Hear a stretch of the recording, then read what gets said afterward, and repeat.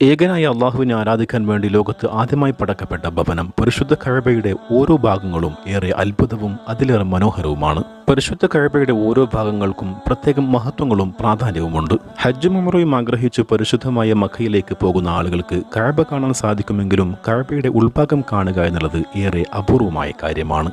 നമ്മളൊക്കെ കാണാൻ ഏറെ ആഗ്രഹിച്ച പരിശുദ്ധ കഅബയുടെ ഉൾഭാഗമാണ് ഈ കാണുന്നത്.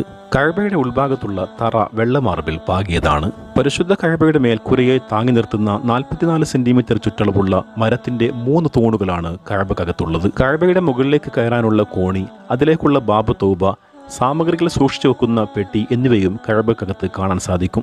നബി സല്ലല്ലാഹു അലൈഹി വസല്ലം തങ്ങൾ നിസ്കരിച്ച ഭാഗം പ്രത്യേക മാർബിൾ കൊണ്ട് അടയാളപ്പെടുത്തിയിട്ടുമുണ്ട്.